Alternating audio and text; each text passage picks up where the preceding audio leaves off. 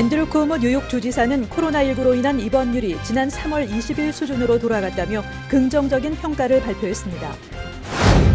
렘데시비르가 각 주에 분배되며 코로나19 중증 환자 7만 8천 명에게 사용될 예정이라고 보건국이 발표했습니다. 한인 동포를 위한 제3차 코로나19 검사가 지난 토요일 플러싱에서 성공리에 진행됐습니다. 뉴저지 버겐 카운티에서 이번 주부터 이동식 드라이브 트루 방식의 코로나19 검사소가 확대 운영됩니다. 한국 외교부는 한미 코로나19 대응 공조 차원에서 미국 정부에 마스크 200만 장을 긴급 지원했다고 밝혔습니다. 코로나19 치료 비용이 최고 $2만 이상인 것으로 밝혀진 가운데 무보험자의 경우 비용 전액을 개인이 부담해야 하는 것으로 알려졌습니다. 버겐 카운티 지역 파라무스 참전용사 요양원에서 코로나 바이러스 감염으로 72명의 사망자가 발생한 사실이 뒤늦게 알려져 충격을 주고 있습니다. 지난 주말 동안 백악관 내 3명이 코로나 바이러스에 감염된 사실이 밝혀졌습니다.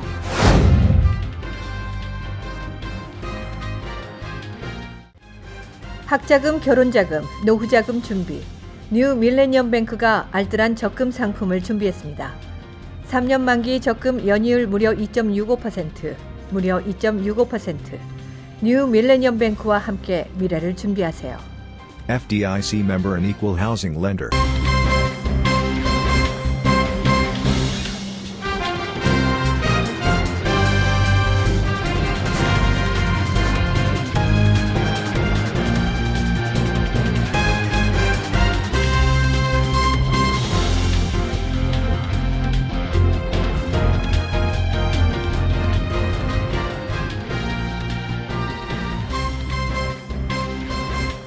시청자 여러분 안녕하십니까? KBTV 뉴스9 전상입니다. 첫 번째 소식입니다. 앤드루 쿠오모 뉴욕 주지사는 코로나19로 인한 입원율이 지난 3월 20일 수준으로 돌아갔다며 긍정적인 평가를 발표했습니다. 김은지 기자의 보도입니다. 쿠오모 주지사는 기자회견에서 코로나19로 어제 뉴욕에서 488명이 입원했고 161명이 사망했다며 지난 3월 19일 시점으로 되돌아갔다고 밝혔습니다. 쿠오모 주지사가 지난 3월 20일 비필수 사업장 폐쇄와 주민들의 사회적 거리두기 지침 준수를 촉구하는 재택명령에 서명한 이후 몇 주간 신규 확진자와 입원율, 사망률은 급증했으며 최근 하락세를 보이고 있는 것입니다. 한편 쿠오모 주지사는 기자회견에서 오는 15일 뉴욕주의 재택명령이 종료되지만 비필수 사업장에 대한 재택근무 행정명령의 효력은 6월 6일까지로 연장한다고 밝혔습니다. 주지사실은 빠르면 오는 15일 이후부터 정상화 조건을 충족한 지역부터 순차적으로 경제활동 제한 조치를 해제한다는 쿠오모 주지사의 계획은 변함이 없지만 조건을 충족하지 못해 여전히 위험하다고 판단된 지역은 재택근무령이 지속된다며 이를 위한 법적 권한을 6월 6일까지로 연장한 것이라고 밝혔습니다. 이와 관련해 쿠오모 주지사는 어느 지역부터 단계적 정상화가 이뤄질지 등은 공개하지 않고 있습니다. 뉴욕주 북부와 서부 지역은 정상화 조건을 상당수 충족한 것으로 보이지만 여전히 뉴욕시를 비롯한 많은 지역에서는 코로나19 위험이 적지 않은 상황으로 여겨지고 있습니다. 이와 함께 쿠오모 주지사는 요양시설 직원을 대상으로 매주 2차례씩 코로나19 진단검사를 의무화하는 행정명령을 발표했습니다. For the families of service, you generically. The nursing home, if they cannot take care of a person, I can't do I'm a nursing home operator. I can't take care of a COVID positive person. I don't have enough staff. I can't quarantine in my facilities. I don't have the PPE. It was their obligation to inform, and it is their obligation to call the Department of Health and say, you have to come get this person. I can't care for them. 또 일반 병원은 코로나19 감염 여부와 관계없이 환자를 주내 요양시설로 보낼 수 없습니다. KBTV 뉴스 김은지입니다.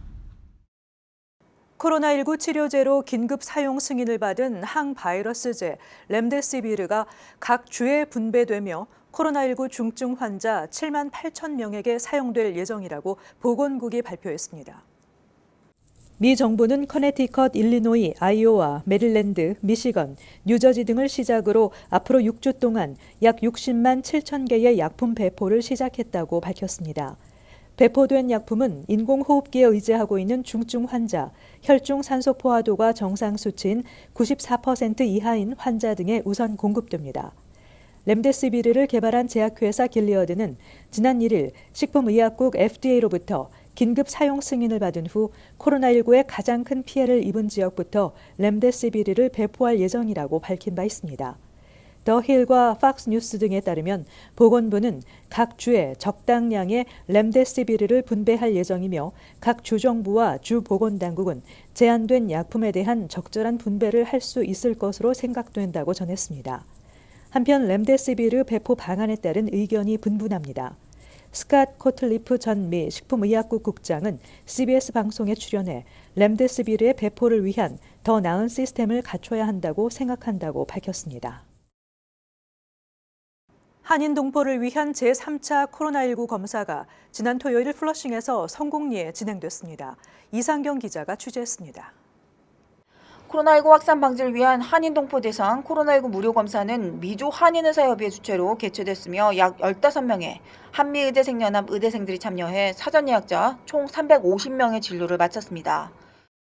검사는 코로나19 최일선 대응자, 유증상자, 가족 중 감염자가 있는 경우 등을 대상으로 진행됐으며 손톱알에 혈을 채취하는 안티바디 테스트로, 즉 항체 테스트를 통해 5분 또는 15분 경과 후 검사 결과를 확인할 수 있었습니다. 현재 3회까지 진행된 무료 코로나19 검사에는 많은 동포 사회 지원이 있었습니다.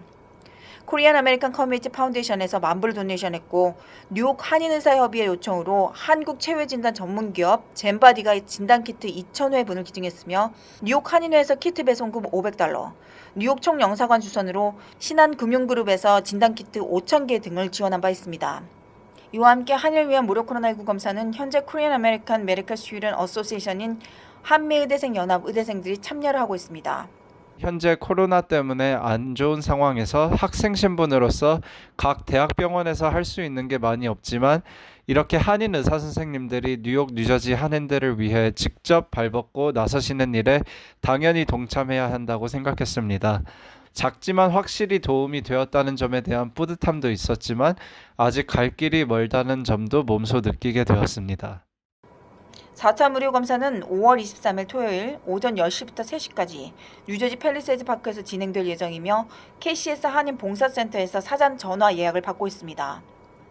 미주 한인의사협의회는 검사 키트 가격이 상당히 비싸 무료 검사를 지속하기 위해선 적은 액수라도 도움이 필요하다고 전했습니다.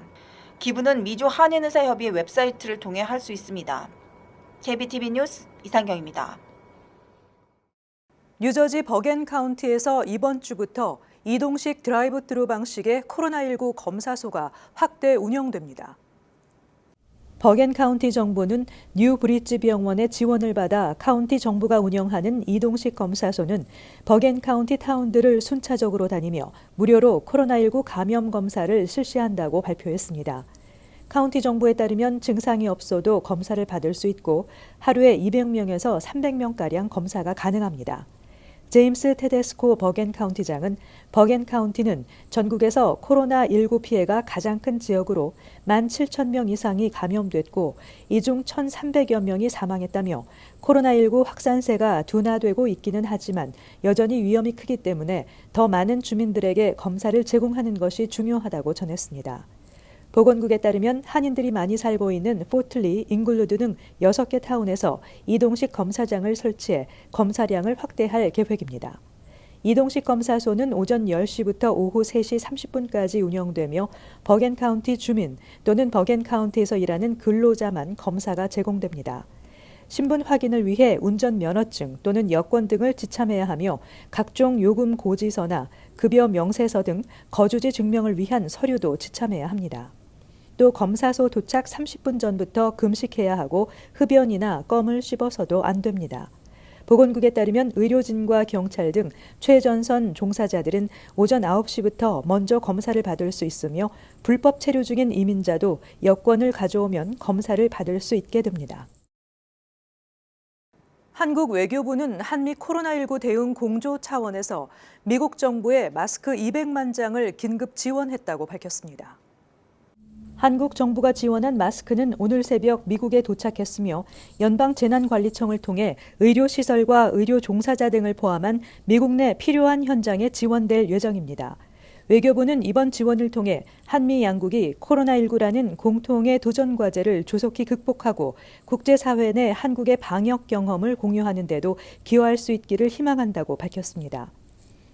해리 해리스 주한 미국 대사는 오늘 트위터에 미국 연방재난관리청에 마스크 200만 장을 긴급 지원해준 청와대에 대단히 감사하고 우리의 동맹과 우정은 70년 전만큼 중요하고 굳건하다며 감사를 표시했습니다. 앞서 한국 정부는 75만 회 분량의 코로나19 검사 키트를 미 연방정부에 무상 제공했으며 메릴랜드와 콜로라도주에도 각각 50만 회, 10만 회 분량의 한국산 키트가 제공됐습니다. 현재 한국 정부의 마스크 수출은 원칙적으로 금지됐지만 외국 정부가 공식적으로 요청하는 경우 인도적 지원 목적의 해외 공급을 예외적으로 허용하기로 했습니다. 지금까지 한국 정부에 마스크 지원을 공식 요청한 국가는 70여 개국입니다. 코로나19 치료 비용이 최고 $2만 이상인 것으로 밝혀진 가운데 무보험자의 경우 비용 전액을 개인이 부담해야 하는 것으로 알려졌습니다. 코로나19 확진자 중 보험이 없는 빈곤 계층은 대부분 병원 치료를 포기하고 있으며 이는 흑인, 히스패닉 등 소수계의 사망률을 높이는 요인이 되고 있다는 지적입니다. 비영리 단체인 카이사르 패밀리 재단의 코로나19 치료비 조사에 따르면 합병증이 없는 환자의 코로나19 치료 비용은 약 $9,763입니다. 합병증이 있는 환자는 이보다 2배 정도 많은 약 $2만 1,000를 지불해야 합니다. 이 치료비 중 보험사가 지불하는 공제액은 80% 정도입니다. 보험 가입자가 내는 평균 개인 부담 비용은 합병증 유무와 관계없이 $1,300에서 $1,500 정도인 것으로 드러났습니다. 그러나 미국인 전체의 9%인 2,700만 명에 달하는 무보험자들은 코로나19 치료 사각지대에서 고통받고 있습니다. 보험사 관계자들은 무보험자의 경우 막대한 병원비를 지출해야 한다며 위급한 상황이 아니면 병원 방문을 자제해 줄 것을 요구하고 있습니다. 한편 메릴랜드, 매사추세츠, 네바다, 뉴욕, 로드아일랜드 등 몇몇 주는 올 6월까지 특별 보험 가입 기간을 설정해 무보험자들이 오바마 케어 등에 가입할 수 있는 기회를 제공하고 있습니다. 뉴저지주가 운영하는 버겐 카운티 지역 파라무스 참전용사 요양원에서 코로나 바이러스 감염과 관련된 72명의 사망자가 발생한 사실이 알려져 충격을 주고 있습니다. 김은지 기자의 보도입니다. 뉴욕타임즈는 이 요양원에서 생활하는 참전용사 314명 중 60%가 코로나 바이러스에 감염됐으며 이 중 72명이 사망했다며 국가를 위해 싸운 퇴역 군인들에게 간호 서비스를 제공하기 위해 설립된 요양원이 미국 최고의 바이러스 감염 온상으로 전락했다고 지적했습니다.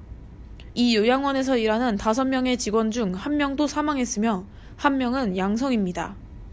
나머지 참전용사와 배우자 등 120명은 바이러스 양성 반응을 보이거나 테스트 결과를 기다리고 있습니다. 이 요양원에서는 지난 4월 9일부터 10여 명의 사망자가 발생했습니다. 그러나 뉴저지주 정부는 3월 30일까지 요양원 직원에게 마스크 착용할 것을 요구하지 않았으며 노인들은 휴게실 등을 공동으로 사용해왔던 것으로 드러났습니다. 요양원 측은 사망자가 급증하자 시체가 든 관에 다른 사람의 이름을 달고 영안실로 이송하기도 했습니다. 뉴욕타임스에 따르면 뉴저지주 에디슨 부근에 있는 또 다른 재향군인 요양원에서도 지금까지 55명의 사망자가 발생했습니다. KBTV 뉴스 김은지입니다.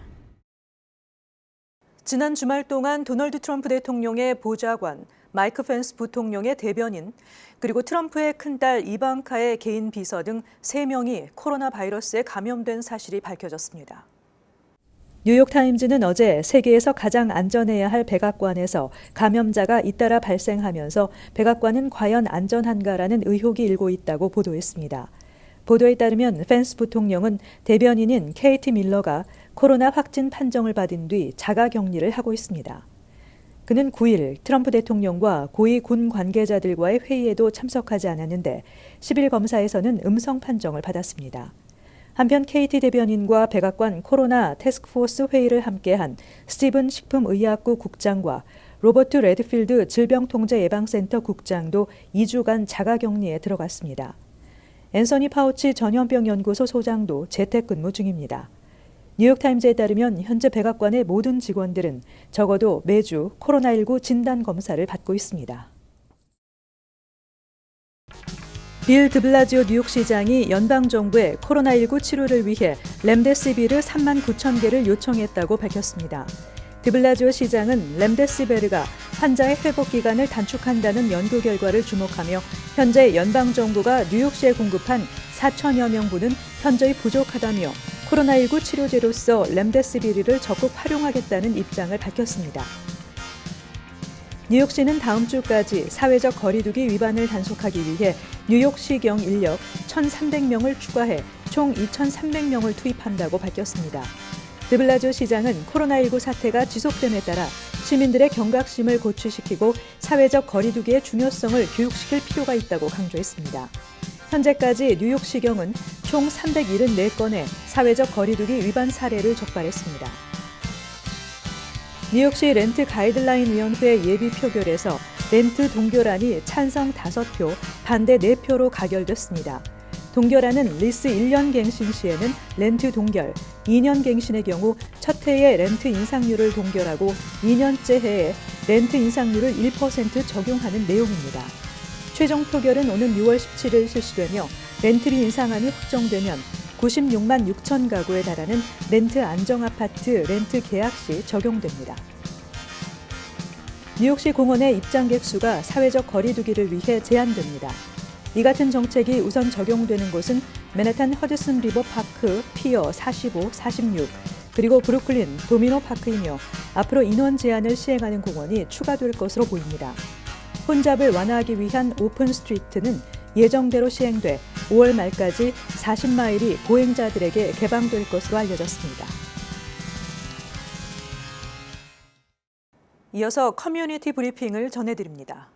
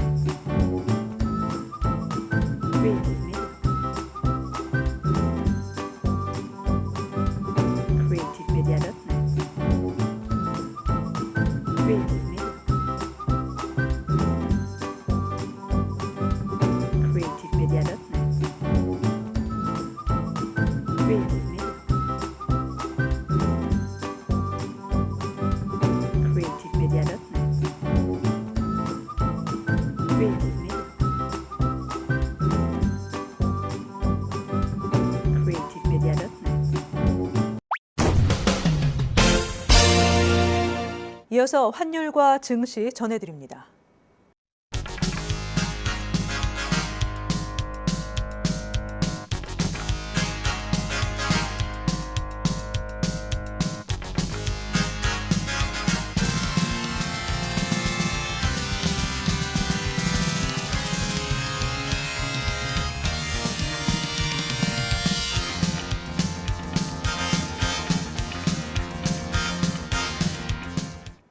뉴욕과 뉴저지 날씨 전해드립니다.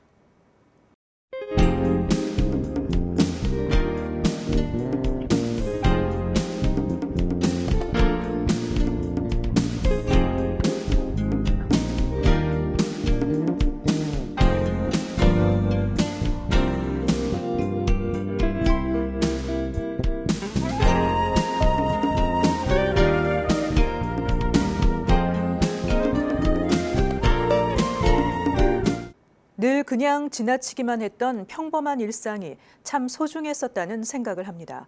그래서 무엇이 소중한지를 다시 한번 생각하게 하는 것 같습니다. 오늘도 KBTV 뉴스9을 시청해 주신 여러분 고맙습니다. 편안한 밤 보내시기 바랍니다. 학자금, 결혼자금, 노후자금 준비. 뉴 밀레니엄 뱅크가 알뜰한 적금 상품을 준비했습니다. 3년 만기 적금 연이율 무려 2.65%, 무려 2.65%. 뉴 밀레니엄 뱅크와 함께 미래를 준비하세요. FDIC member and equal housing lender.